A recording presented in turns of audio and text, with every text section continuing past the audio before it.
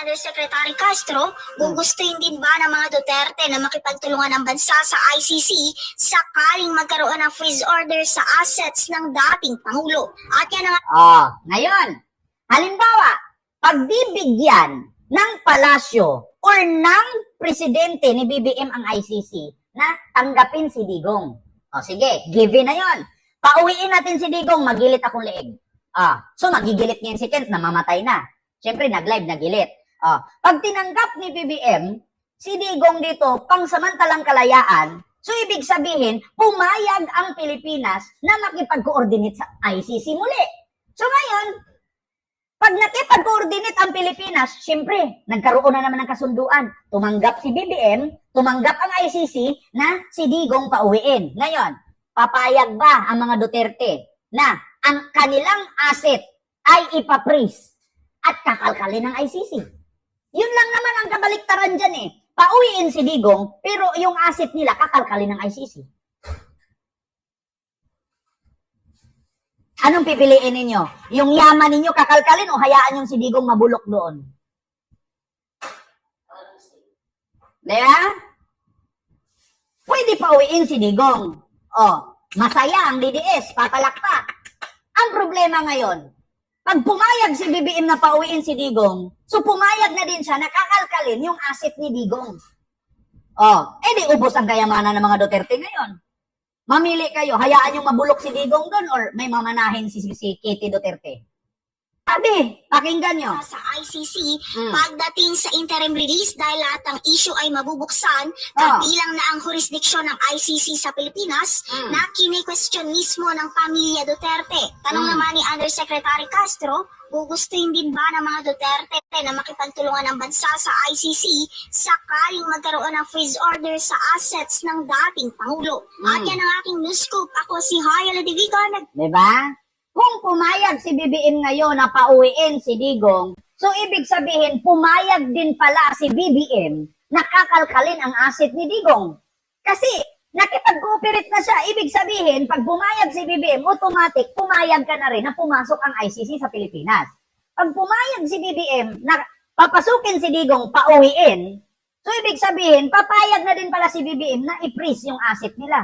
Sinong mawalan ngayon? Makulong ka na, nawalan ka pa ng kayamanan. Mamili kayo mga DDS. Kung ipairal ninyo ang kabubuhan ninyo, may consequences yan. Tignan ninyo, zero remittance. Habang buhay tuloy kayo ngayon walang remittance, mga taga-Qatar. Naaresto kayo. Sabi nga ni Enrile, pag rally-rally kayo dyan, hindi nyo bansa yan. Pag nagalit yung mga gobyerno dyan, na hindi naman kayo Pinoy, pag hinuli kayo, deport kayo, matanggalan kayo ng trabaho, wala kayong remittance habang buhay. Anong nangyari sa mga taga-Qatar ngayon? Nga, deport, kulong, iyak, pikat, does serve. Diba? Tapos ngayon, pagsigawan ninyo, bring back home! Bring back home! Pauwiin natin si Digong. Sige, pauwiin nyo si Digong, maglaklas ako sa liig. Daig pa nila ang namatayan. Pinauwi mo na, nakalkal ang asset, nga. Diba? Tapos, bumirang yan, walang takas si Digong. Nakauwi ka nga, nalusot ka naman sa bitag. Di ba?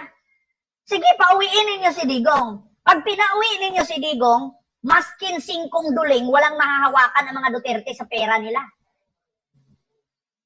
Di ba? Ganun ang katotohanan. Kaya, hayaan nyo na lang si Digong mabulok doon. Di ba? Ayan Ay sa payag ng tagapagsalita ng International Criminal Court, isa sa mga kondisyon para mapagbigyan ng interim release ang pagtanggap at pagsang-ayon ng bansa sa ilang guidelines at mga kondisyong itatakda ng korte. Bagamat ayon kay alam nyo ba kondisyonis ng ICC? Pag once na pumayag si BBM na pauwiin si Digong, kaya ng ICC gagawin ang gusto nilang gawin. Pumayag si BBM, may kasunduan, pipirmahan ni BBM yan. Sige, pauwiin mo si Digong. Lahat ng asset ni Digong at iba pang mga kasalanan kakalkalin ng ICC, isa-isa yan. Kahit kailan, mabait pa rin talaga si BBM. Bakit? Hindi niya hahayaan, nakakalkalin ng ICC ang yaman ni Digong. Di ba? Papayagan natin, pauwiin natin. Sige, pauwiin nyo si Digong. Tak, tak, tak, tak. Pero pipirma si BBM. Ito ang kondisyones. Una, pauwiin namin siya, pansamantalang kalayaan, pero iimbestigahan namin yung asset niya, kayamanan niya. Ngayon, 10% ng kayamanan niya ay ibibigay namin sa mga biktima sa war on drugs. Extrajudicial killings. Kung meron siyang 5 billion, 10% ng 5 billion, ibibigay doon sa mga biktima ng mga pinatay niya. At higit sa lahat, ipipris yung bank account niya. Hahabulin siya ngayon ng AMLAC. Hahabulin siya ngayon ng BIR. Di nga sila. Kaya mga DDS, wag na kayong sisigaw-sigaw pa. Bankrupt si Duterte pag inuwi niyo sa Pilipinas yan. Ultimo pambili fentanyl yan, wala ng budget yan. Di ba? Yun ang katotohanan. Tapos pagpipilitan niyo, bring back home, bring back home. Kaya nga hindi pumapayag si Sarang pauwiin yan kasi makakalkal yung asset nila eh. Dapat kasi magbasa-basa kahit manood kayo ng balita. Pag nauwi si Digong, game over, hindi lang siya mamatay. Ultimo pagka namatayan, wala nang pamburol yan. Ipipris lahat ng yaman yan. Diba? So yun lang. Yung aking reaction video, mga kababayan. Sige, pauwiin nyo si Digong. Ubos naman yung ari-arian niya. Baka nakalimutan nyo yung napakaraming ari-arian na pinasa ni Senador Antonio Trillanes dati. Ang daming mga bahay, may Parañaque, may San Juan, may Pasig. Ano ba, Pasay ba yun? Hanapin ko lang saglit ha. Hanapin ko saglit. Babasahin ko lahat ng ari-arian na yun. Lahat yun, mapres yun. Sige, eto na. Hanapin natin ha. Mga ari-arian ni Digong, kung sakali na pauwiin si Digong at i-freeze ng ICC ang kanyang kayamanan. Sige, dito tayo. Isulat ko lang ha. Sige nga. Di ba? Naku.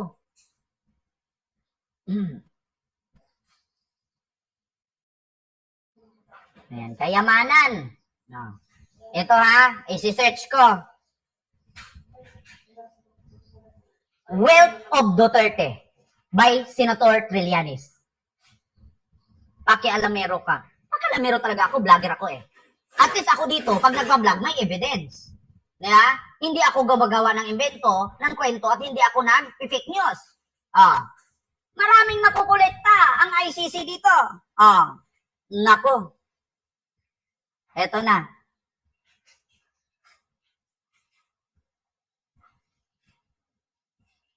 Ay, Diyos mio, Marimar. Ito na.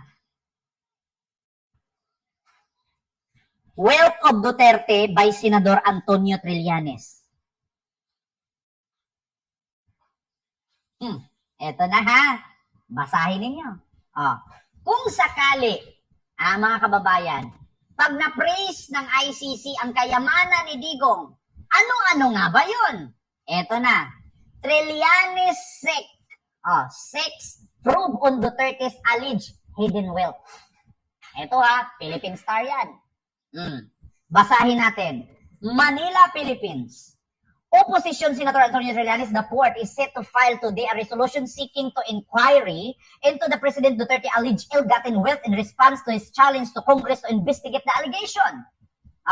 Una, Resolution 6 into the bank documents under the name of Duterte and his daughter Davao City Mayor Sara Duterte Carpio showing their undisclosed coverage transaction or transactions exceeding 500,000 pesos which may have violated the Anti-Money Laundering Act of AMLAC. 500,000 daw exceeding. Anti-Money Laundering Act or AMLAC. Jutang inamos kayo, walang kwenta yan. Diba? Walang kwenta yan.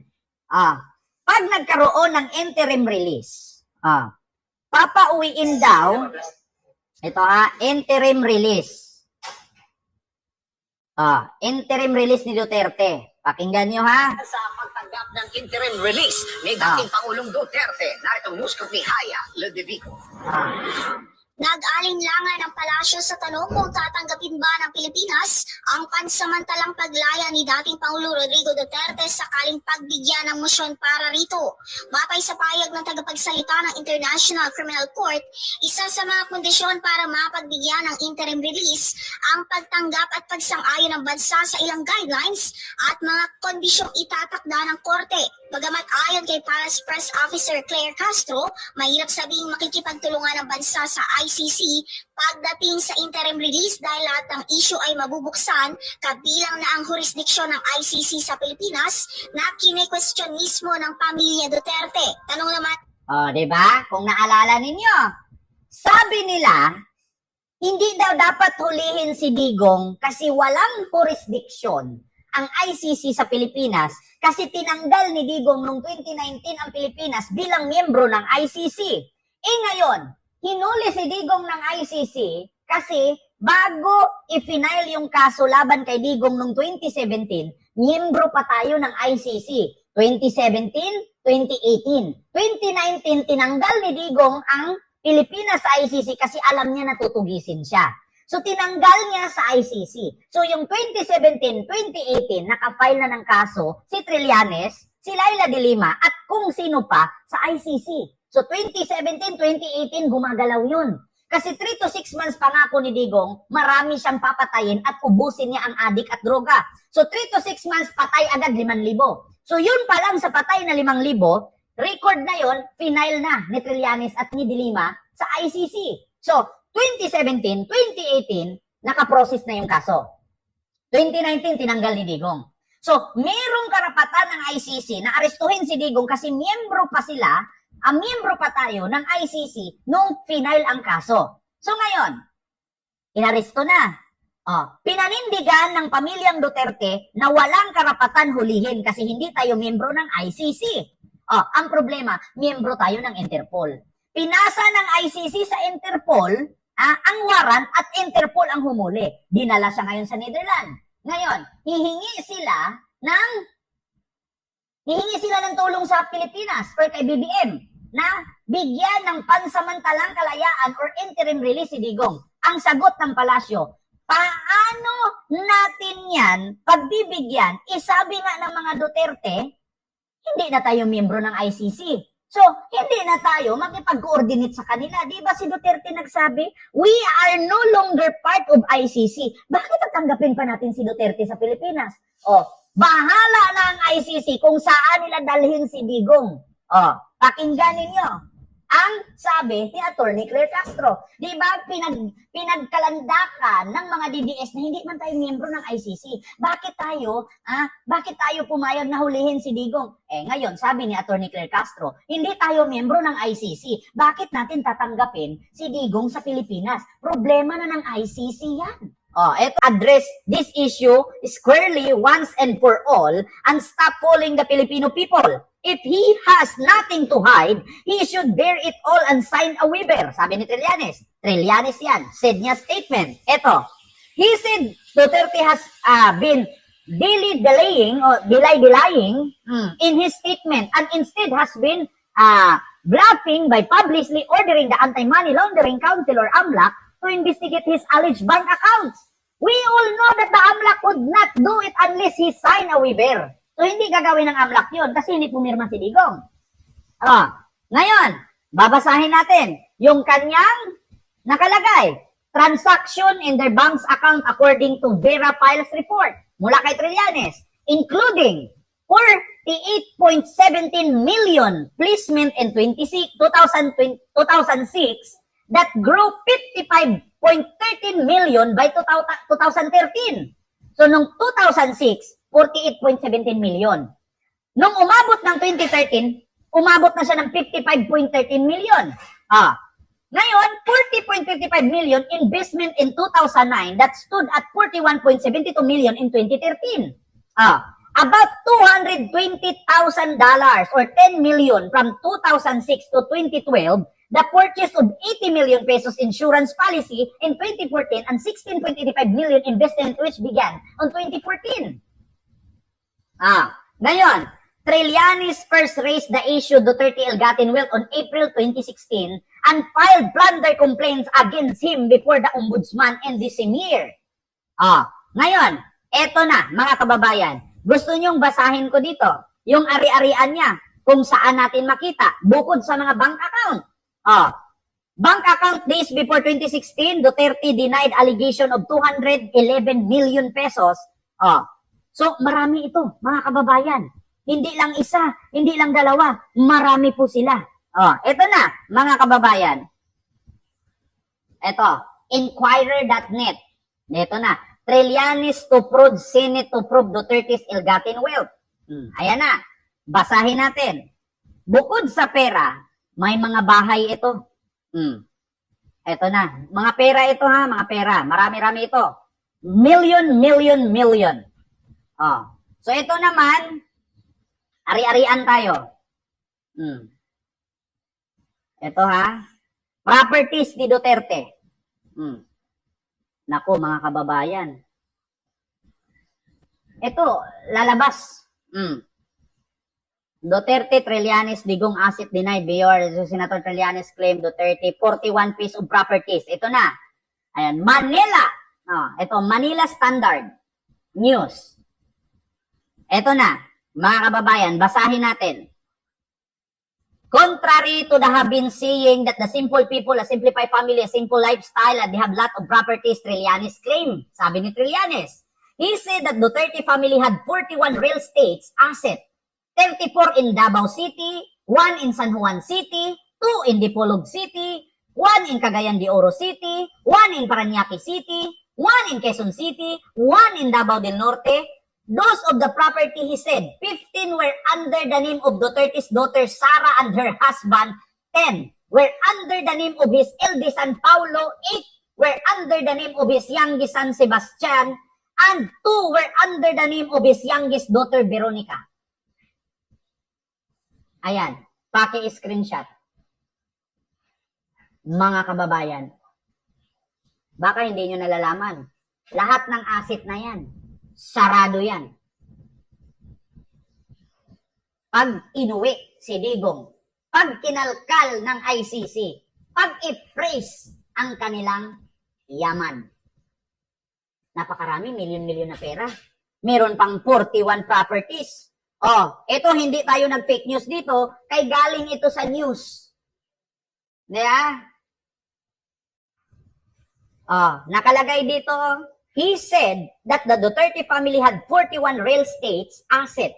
31 in Davao City, 1 in San Juan City, 2 in Dipolog City, 1 in Cagayan de Oro, 1 in Parañaque, 1 in Quezon City, 1 in Davao del Norte, and those properties had said 15 were under the name of Duterte's daughter Sara and her husband. 10 were under the name of his eldest Paulo, and 8 were under the name of his youngest Sebastian, and 2 were under the name of his youngest daughter Veronica. Diba? So pag yan na-imbestigahan, goodbye ang kayamanan nila. Kaya, ang bilis tumaas, mabilis din lumagapak. Sabi ko nga sa inyo, ang agila ng Davao noon, sisiw na sa Netherlands ngayon. And I thank you and see you next live.